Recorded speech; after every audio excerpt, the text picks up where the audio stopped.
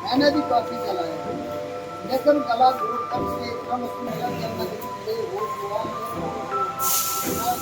लड़ाई में सफल है तो उठे तो फिर मुझे लाश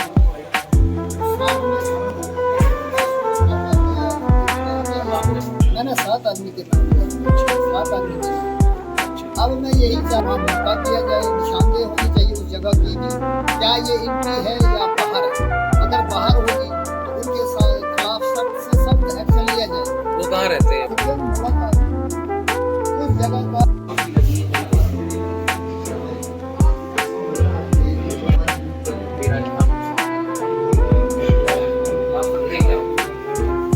क्या करते हो?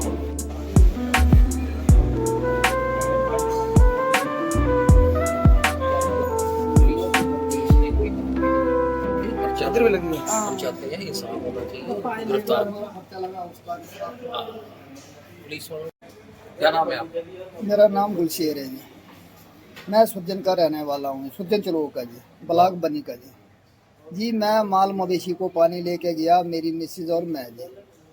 तो मेरी मिसिज़ का नाम मरीमा बेगम है मेरा नाम गुलशेर अहमद है जी। जब नाले में हम पहुँचे माल मवेशी को लेकर पानी लेकर तो उन्होंने मेरे पड़ोसियों ने सलाह मशवरा किया था जी।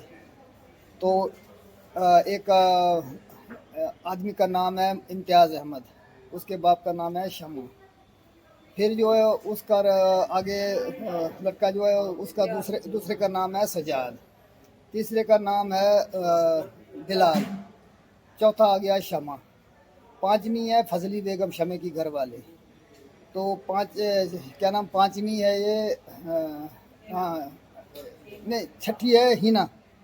तो 7वीं है रुखसाना।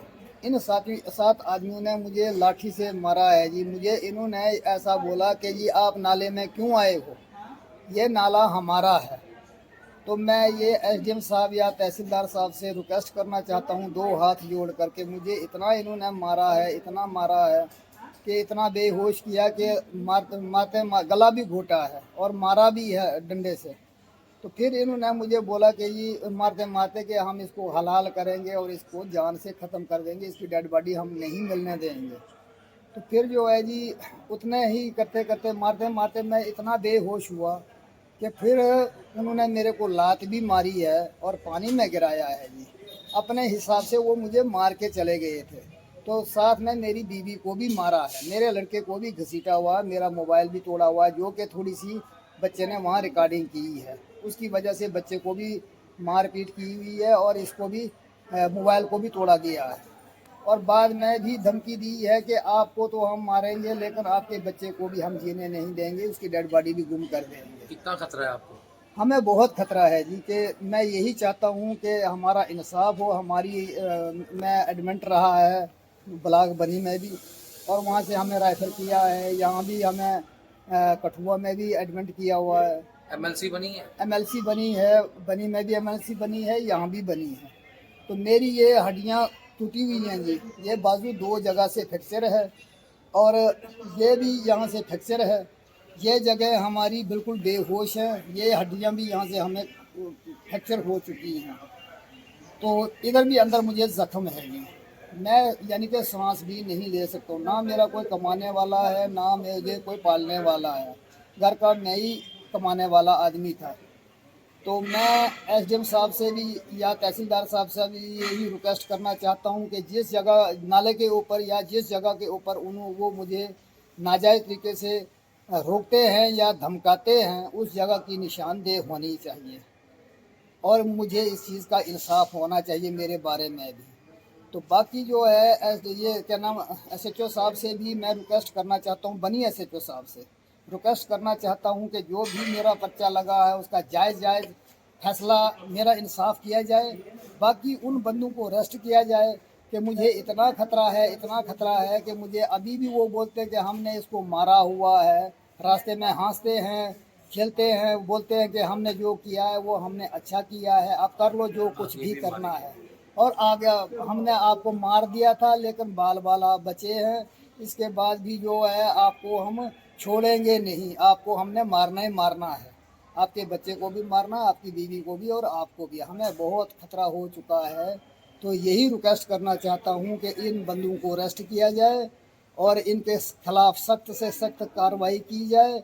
और हमें जो है काफ़ी डर लग रहा है इनसे, रास्ते भी ही रोकते हैं। मेरे पास वीडियो भी थोड़ी जैसी बनी है नॉर्मल जैसी कि वो बच्चे को मारते मारते उसने थोड़ा सा एक ऑप्शन बनाया हुआ है, वो वीडियो मेरे पास है जनाब जी। मैं उसको भी वायरल करना चाहता हूँ कि मेरा किसी ना किसी हिसाब से इंसाफ हो और मेरा कोई भी कमाने वाला नहीं है। वो जो नाले का जो मेन मसला है वो उस नाले की भी निशानदेही होनी चाहिए। क्या वो नाला सरकारी है? क्या वो नाला सरकारी है या कि वो इनका अपना खास है, उसका वो एसडीएम साहब या तहसीलदार साहब वहाँ निशानदेही होनी चाहिए, ताकि या डीसी साहब करेंगे कि वो इनका है या आम आदमी का है या कि वो बाहर है, उसका फैसला वो देंगे।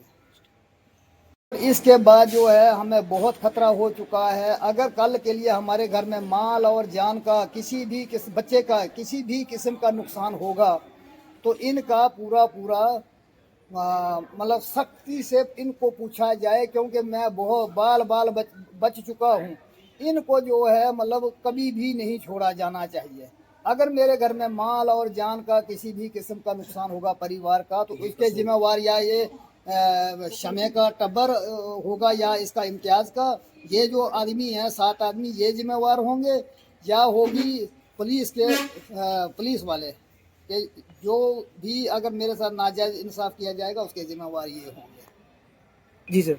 तो हमें उम्मीद है कि जैसे हमारे एसएसपी साहब भी नए कठुआ में आने वाले हैं, तो हमें उम्मीद है कि चाहे वो बहन की जगह होंगे या माँ की जगह होंगे, वो हमारा इंसाफ करवाएंगे।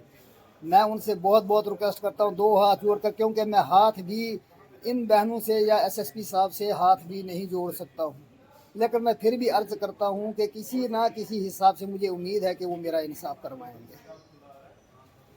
मेरी माँ बेटी क्या बात हुई थी? आप भी उसको साथ में देख के? दोनों चेंज का हाँ ये साथ है, ये बोलो क्यों नहीं है? हम हाँ इसके साथ। हाँ, तो क्या हुआ? किसने मारा? उसने पड़ोसी ने मारा। क्यों? ऐसे माँ लेके पानी गए थे तो उधर मारे हैं नाले में, रास्ता रोके। हाँ जी।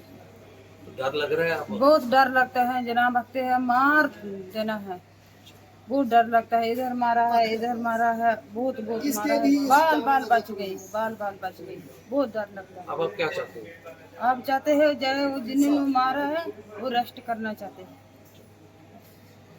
जनाब ये 2 जगह था बाजू टूटा था, ये बाजू टूटा है मेरा, बाकी जनाब ये उंगलियां भी टूटी हुई है। तो बाकी जो है ये अंदर में इंस्पेक्शन है, ये जगह भी जो है पसलियों में यहाँ मारा हुआ पसलियों में भी, और ये जगह भी जो है ये बिल्कुल मैं खड़ा नहीं हो सकता हूँ। ये घुटना जो है ये भी बिल्कुल मुझे चलने नहीं देता है। मैं अंदरूनी चोटें आई है, जख्म कोई भी नहीं है। अंदरूनी चोटें जो है ये छाती में भी जख्म है मेरे को, मैं सांस भी नहीं ले सकता हूँ। अगर मुझे कुछ होगा तो इसके जिम्मेवार यही आदमी होंगे जिन इसके जिम्मेवार होंगे।